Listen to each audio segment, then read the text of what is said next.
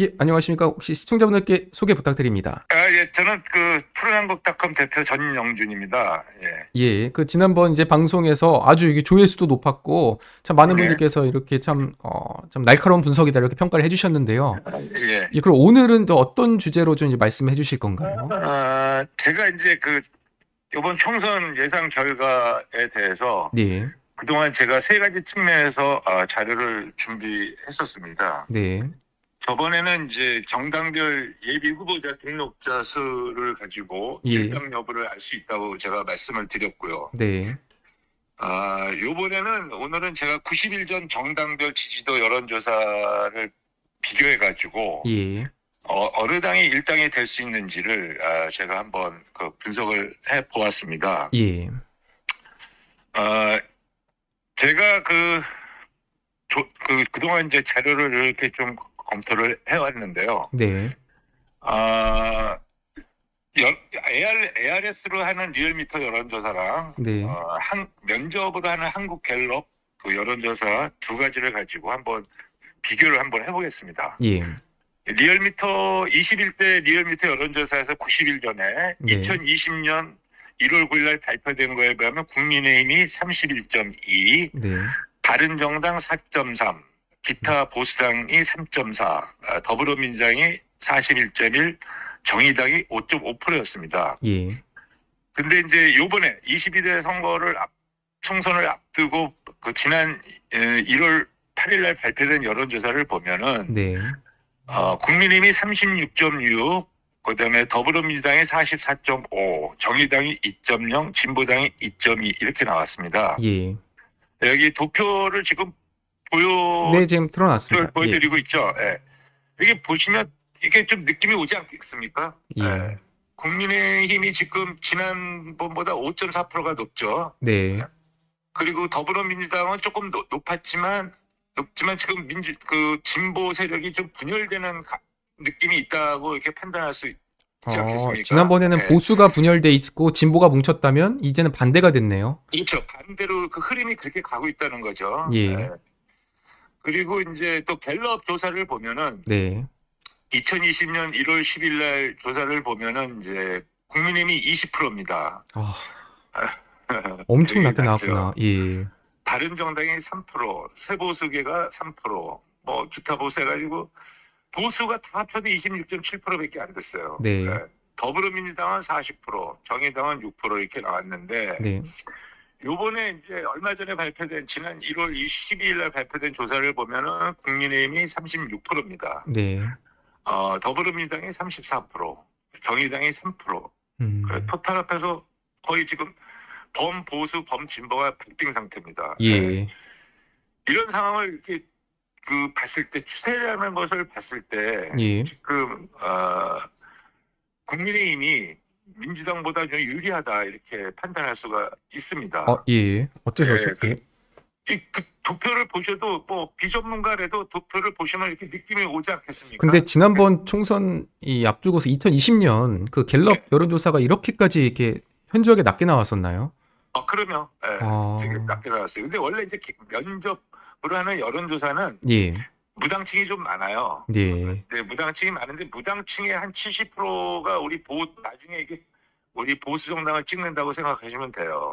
네, 역대 내가 지난 2008년도서부터 쭉 여론조사를 분석해 보면 여론조사와 대선 결과, 총선 결과를 쭉 분석해 보면 갤럽 같은 경우는 무당층의 한 70%가 보수 정당을 찍더라고요. 예, 그래서 이제 물론 이제 지금 이렇게 보면은 무당층이 갤럽이 24% 나왔지 않습니까? 12일 날. 예, 근데 여기서 이제 뭐 국민의힘으로 오는 표도 있고 네. 또 뭐 이준석한테 가는 표도 있고 그래요. 네.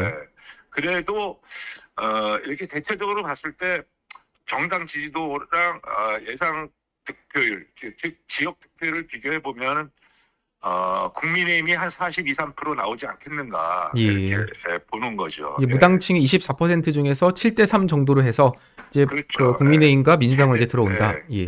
근데 7대 3 중에서 이제 우리 7% 중에서 일부가 이제 이준석 계로 가겠죠. 예. 그래도 가도 40%는 넘겠다. 예, 이렇게 생각이 듭니다. 예, 그래서 이번 총선은 뭐 여러 가지 느낌상 뭐 이렇게 봤을 때 좀 국민의힘이 좀 이렇게 선전하고 있다 지금까지.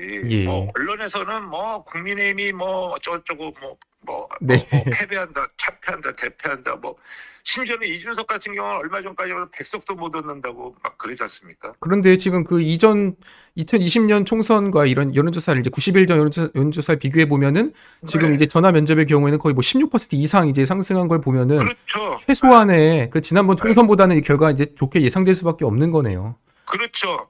예. 그리고 이제 정당 지지도가 오늘 발표된 그 갤럽 조사를 보면은 국정 지지도가 저번보다 1% 떨어졌어요. 네.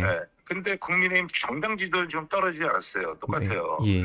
그래서 지금 뭐 정당 지지도는 지금 상당히 그 좀 이렇게 나쁜 지표는 아니다. 예.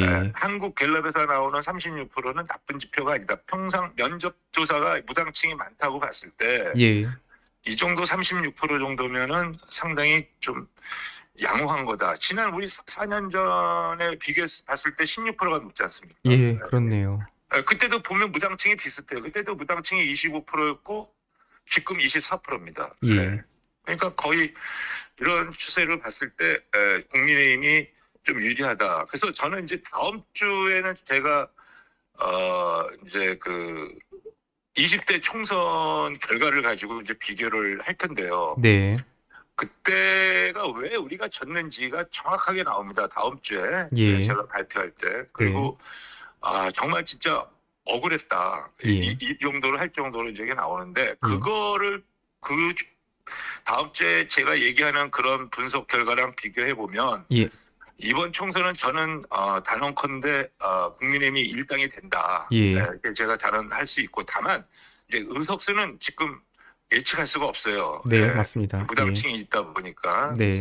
그래서 우리가 뭐 가반수 넘을지 아니면 가반수가 안 된 상태에서 다수당이 될지 가반수가 넘은 상태에서 다수당이 될지 예. 이렇게 제가 예측을 하고요. 네.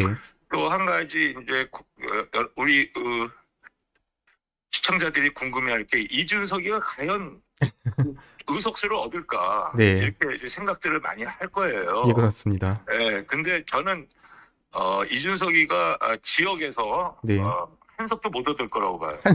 한석도요. 7% 8%가 된다. 지금 여론조사가 7, 8%가 된다 하더라도 네.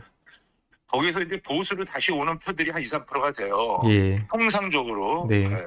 옛날에 과거에 제3지대들 정당들 그 여론조사와 투표를 선거가 끝나고 나는데 결과를 보면 차이가 많이 나지 않습니까? 예, 그렇습니다.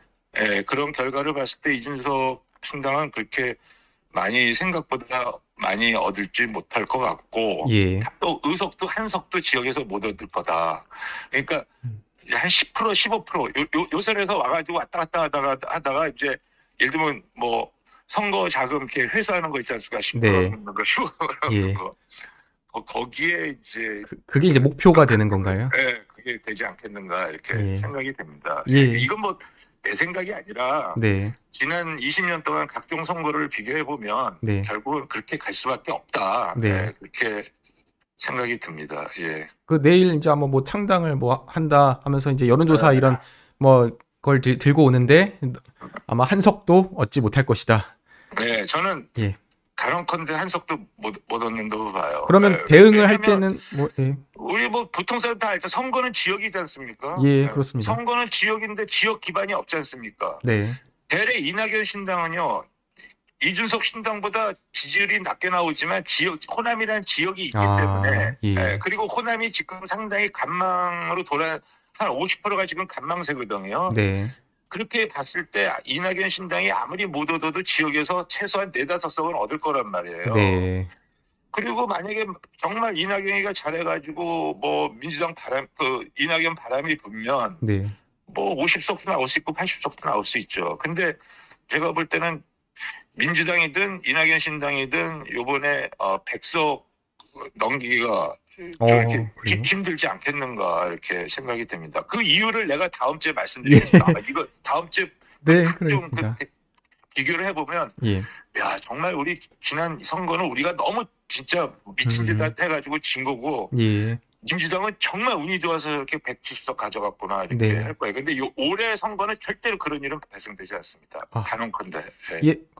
참 어떻게 보면 이 시청자분들께서 많이 걱정하고 고민하던 이런 점들을 오늘 이렇게 분석을 통해 이렇게 좀 말씀을 해 주셨습니다. 그렇다고 뭐 우리가 예. 자만하면 안 되죠. 예, 우리가 맞습니다. 한석이라도 우리가 더 얻어야 되지. 우리가 뭐 일당이 될 거다 생각해가지고 뭐 이제 이길 거야. 우리가 뭐 가반수 넘길 거야. 이렇게 생각하면 절대로 안 됩니다. 예, 맞습니다. 예, 한석이라도 우리가 더 얻어야 된다는 생각 갖고, 맞습니다. 예. 개표가 완료될 때까지 우리가 악착같이 우리가 한 표라도 더 얻으려고 노력을 해야 되겠죠. 예, 감사합니다. 예. 예, 지금까지 푸른 한국닷컴의 전영준 대표님이셨습니다. 다음 주에도 뵙겠습니다. 예, 감사합니다. 예, 감사합니다. 예. 예.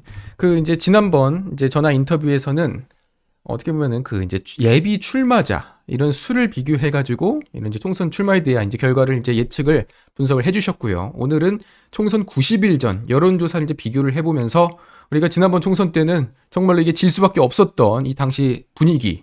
그러나 이제 지금은 정말로 이제 박빙까지 넘어왔고 이 무당층이 중요한데 이 무당층의 7대3 정도의 이런 대략적인 이제 비율로서 보수 진영과 진보 진영으로 이게 들어오면서 이제 총선에서 이제 국민의힘이 이기는 이런 상황으로 가고 있다. 다만 정확하게 이게 의석수를 과반을 확실하게 넘기느냐 여기에 대해서는 이제 볼 여지가 있는 것이고 그리고 이제 두 번째로 이준석 신당은 지역구에서 한 석도 갖지 못할 것이다. 그리고 마지막으로는 이제 우리가 이기니까 뭐 아무렇게나 하자가 아니라 선거에서 개표하기 직전까지는 정말로 모든 수단과 방법을 동원해서라도 참 끝까지 이렇게 선거 운동을 해야 된다. 이렇게 말씀을 해 주셨습니다.